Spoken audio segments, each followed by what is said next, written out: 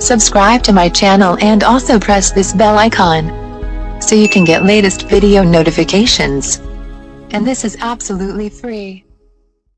Hello guys, welcome to Statistics Tutorials. So today we will start a discussion on step deviation method. So before going to our discussion, I would love to remind you that please try to watch the complete video to get more and more clarity about the topic. You will find some problems on mean which I have solved in my previous video so that you get the connectivity of the new problems that are being solved. And yes, please do not forget, I said do not forget to hit the bell icon to all my new videos so that you get all the networks what I have done. And you will all find my problems which are being solved in the description box. So let's start our discussion that is on step deviation method. So we see that when I was solving a previous problem, it is the same problem that I have solved, but I had solved it by direct method. That is just a summation of all the numbers and then dividing it by total, that is calculation of capital N. So that was direct method. So now I'm going to solve the same sum by using step deviation method.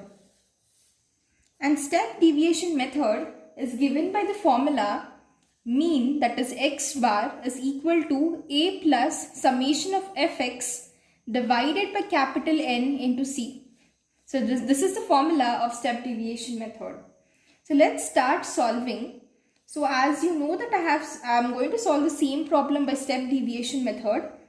So these are the class intervals which are being solved, which have been given in the question, and number of students, that is will be f, that is our frequencies.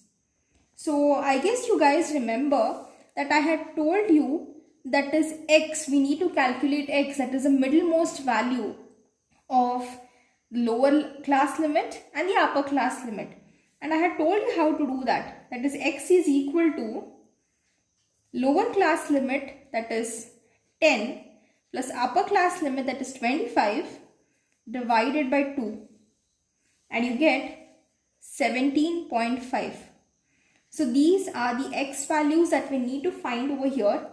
So you see that we get 17.5, and then 25 plus 40 divided by 2 we get 32.5, and then 47.5, 62.5, 77.5 and 92.5.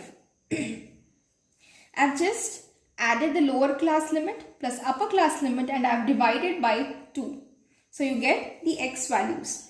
And then I need to multiply these frequencies with this x, that is fx. And when I multiply 17.5 into 6, I get 105. 50 into 32.5, I get 1625. 44 into 47.5, I get 2090.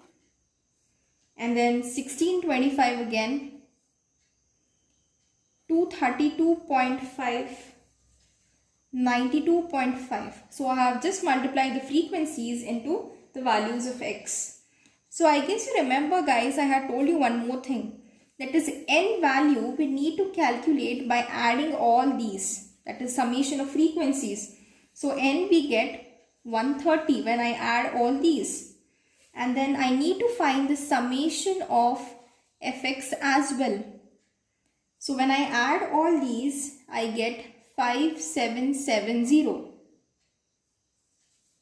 And now according to the formula, we will try to solve it. And then here you see that I need to calculate, first know what is a. So here what I am going to do is, let us assume a value, that is from the x what we have got over here, that is the x values. From these you can assume any assumed value for a. So I am going to assume a as 17.5. I am going to assume a as 17.5.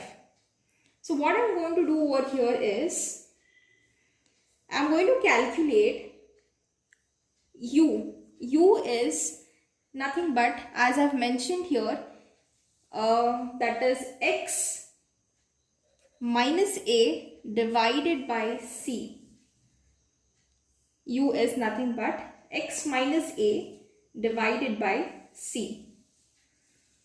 So what you're going to do over here is, x values, that is 17.5 minus our assumed value. This you are going to take it as the same, and our assumed value is also 17.5 divided by c. So what will be our c here? C also I am going to assume as c is 15. So here you see that c is 15. So what I am going to get over here is 0. So then next value, 32.5 minus 17.5. Again our c is 15. So what I get over here is 1. So as and how we calculate for all the values, that is 47.5 minus 17.5 divided by 15, I get 2. So our next value is 62.5 minus 17.5 divided by 15, that is a c, I get 3. And so on, as and how I calculate 77.5 minus 17.5 divided by 15, I get 4. And the last one, that is 92.5 minus 17.5 divided by 15, I get 5. So these are our u values. And then later on you need to find fu for this kind of method that we are going to do. So f is again our frequencies which are being given to us. So 6 into 0 is 0, 50 into 1 is 50, 44 into 2 is 88, 26 into 3 is 78, and then 3 into 4 is 12, 5 into 1 is 5. So we need to sum these all now. That is, summation fu is 233. You can even name it as x or u, capital X or capital U.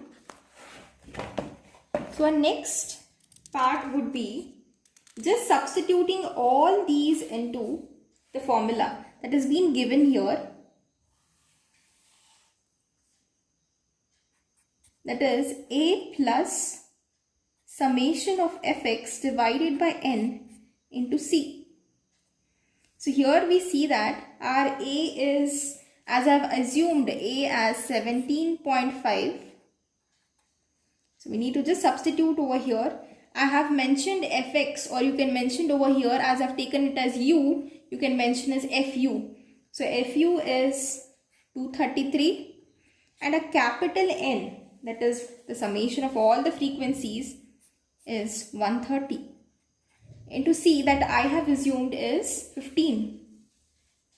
So what we get over here is 17.5 plus, when we divide 233 divided by 130, I get 1.7923 into 15. So this is a simple calculation what we have to do here now. So multiplying this 1.79 into 15, I get 26.85, and then the total is 44.38. So the mean is 44.38. So I guess you came to know the difference between the yesterday's video and today's video, as I have solved the same sum by step deviation method today, and the previously I had solved about direct method, that is the same sum. So you see that I have got the same value for the mean, that is 44.38. So please watch the previous video to get the connectivity of how to solve the step deviation method as well. Thank you guys. Please to subscribe my video and do not forget to press the bell icon. Thank you.